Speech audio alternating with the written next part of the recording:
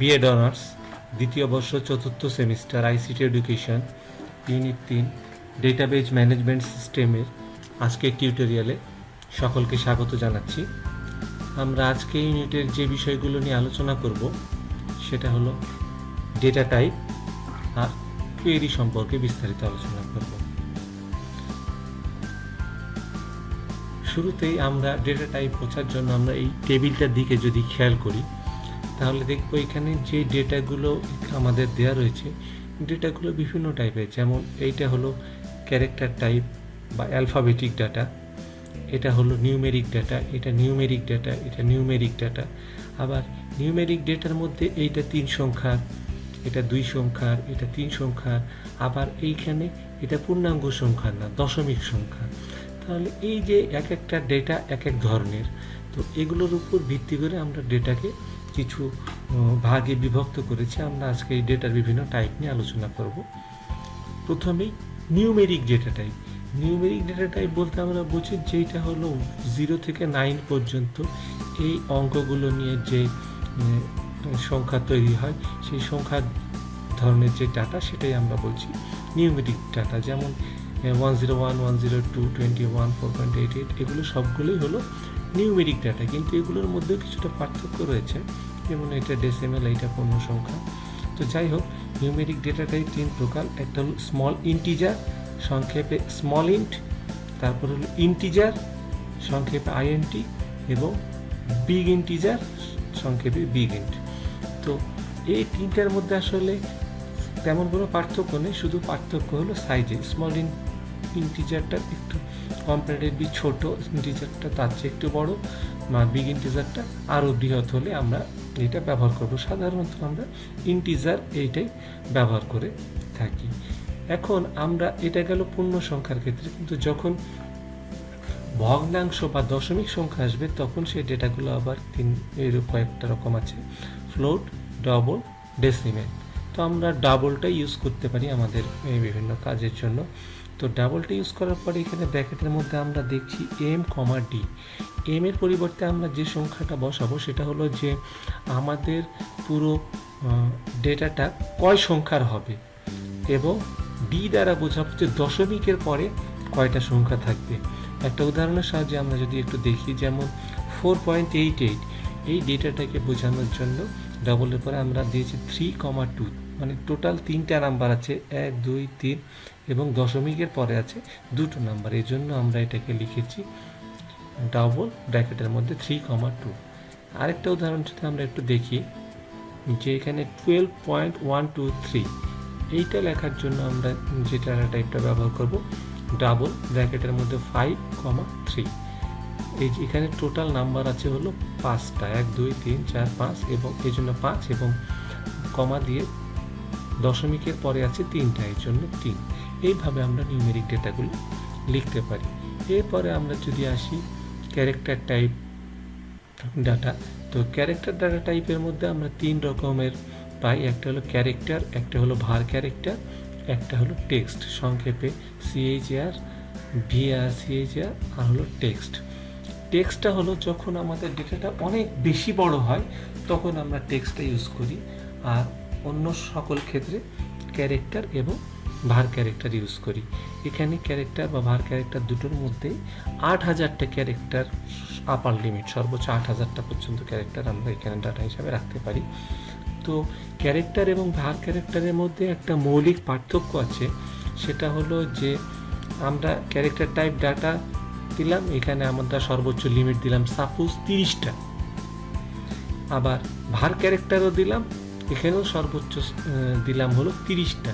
কিন্তু ক্যারেক্টারে যখন আমি সর্বোচ্চ লিমিট 30টা দিয়েছি, কিন্তু আমি দেখা যাচ্ছে 5টা ক্যারেক্টার লিখলাম, যেমন রহিম এই নামটা লেখার জন্য আমার 5টা ক্যারেক্টার ব্যবহার হয়েছে।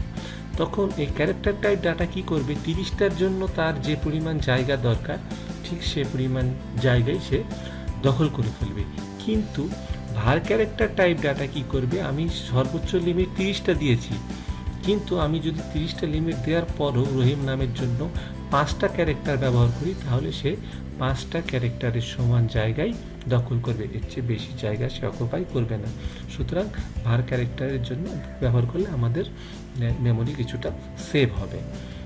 এরপরে আমরা আসছি ডেট বা টাইম ডাটা টাইপের মধ্যে, যেমন এখানে ইয়ার, ডেট মান্থ ইয়ার, এগুলো আবার অনেক সময় ফরম্যাট চেঞ্জ হতে পারে, মান্থ আগে থাকে, ডেট মাঝে থাকে, এটা বিভিন্ন ধরনের ফরম্যাটে হতে পারে। আবার টাইম, আওয়ার, মিনিট, সেকেন্ড, এইভাবে আমরা এই ডাটাগুলো লিখে থাকি।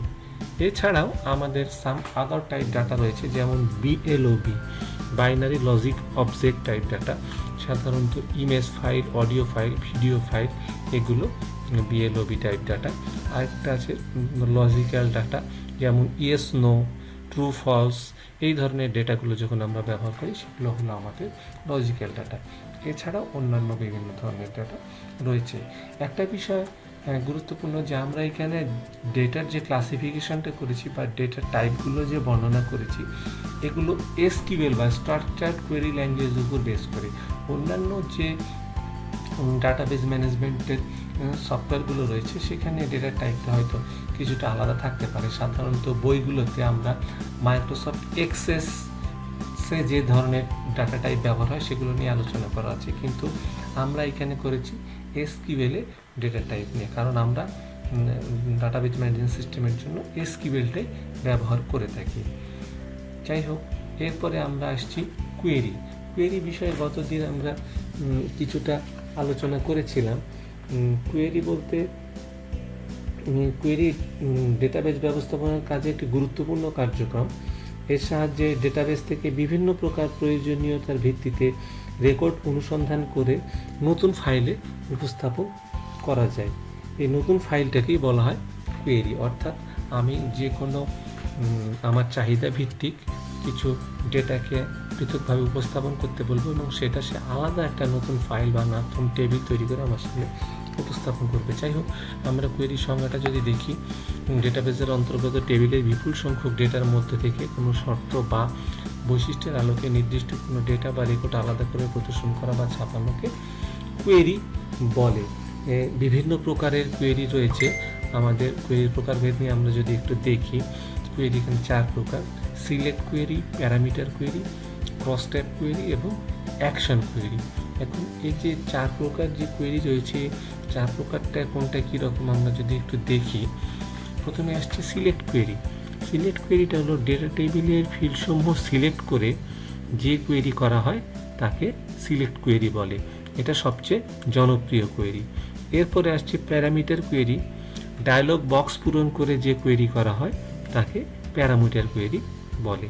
এরপরে ক্রস ট্যাব কোয়েরি, শর্তারোপ করে ডেটা কোয়েরি করা এবং কোয়েরিকৃত ডেটাকে সামারি আকারে প্রদর্শনের জন্য ক্রস ট্যাব কোয়েরি ব্যবহার করা হয়।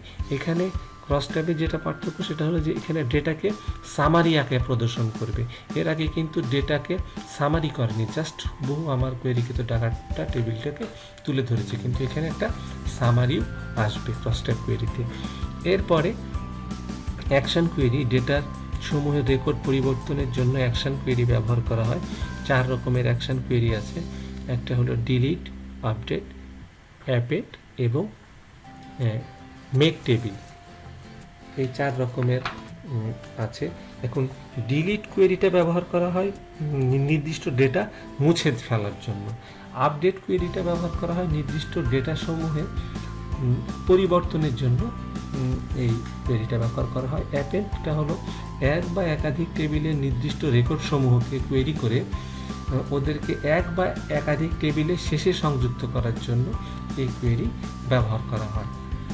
অর্থাৎ এক বা একাধিক টেবিলের রেকর্ড সমূহ কোয়েরি করে আমি সেটা বেছে আলাদা করলাম রেকর্ড সমূহ, সেই রেকর্ড সমূহকে অন্য একটা টেবিলের শেষে আবার সংযুক্ত করার জন্য আমাদের এই অ্যাপেন্ড কোয়েরিটা ব্যবহার করা হয়। এরপর আসছে মেক টেবিল কোয়েরি। কোয়েরিকৃত ডেটা সমূহকে ভিন্ন একটি টেবিলে রাখার জন্য মেক টেবিল কোয়েরিটা ব্যবহার করা হয়।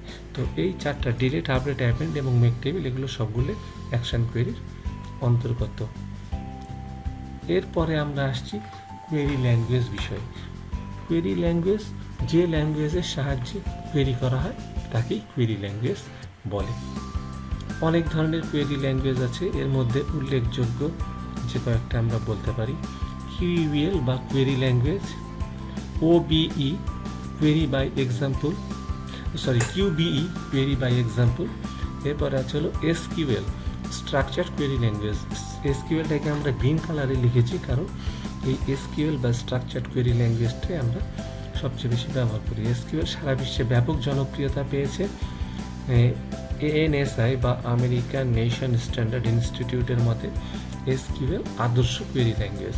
1974 সালে আইবিএম এটি তৈরি করেছে এবং আমরা আমাদের ডাটাবেজ ম্যানেজমেন্ট সিস্টেমের জন্য এসকিউএল এই ল্যাঙ্গুয়েজটাই ব্যবহার করব এবং এসকিউএল ল্যাঙ্গুয়েজটা ব্যবহার করে আমরা পরবর্তীতে দেখব কিভাবে এসকিউএল ব্যবহার করে ডেটাবেস তৈরি এবং কোয়েরি এই কাজগুলো করা যায়।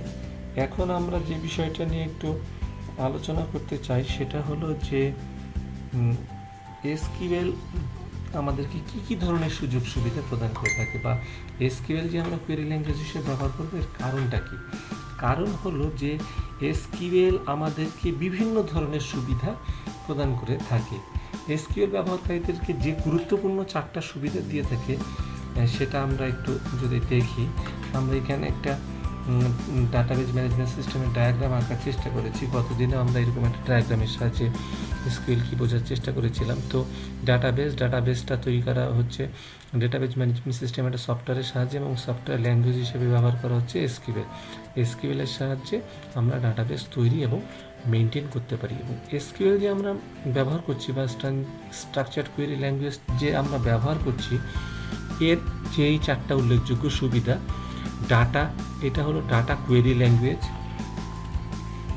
এই সুবিধাটা আমাদেরকে দিয়ে থাকে।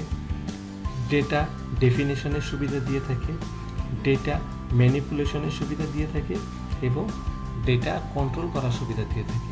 এই যে data query, data definition, data manipulate এবং ডেটা কন্ট্রোল করা যায় এই এসকিউএলের সাহায্যে, এই জন্যই এসকিউএল এত বেশি জনপ্রিয়। তো আজকে আমরা এইটুকুই আলোচনা করি। পরবর্তীতে আমরা এসকিউএল ব্যবহার করে সামনে টিউটোরিয়ালে দেখব যে কীভাবে আমরা ডাটাবেসটা তৈরি করতে পারি। তো আজ এ পর্যন্তই থাক। আর যদি কারো এই বিষয়ে কোনো প্রশ্ন থাকে তাহলে আমার সাথে যে কোনো উপায়ে যোগাযোগ করে জানাতে পারো, আমি চেষ্টা করব সেটার সমাধান দেওয়ার জন্য। তো সে পর্যন্ত সবাই ভালো থাকো। খুদা হাফেজ।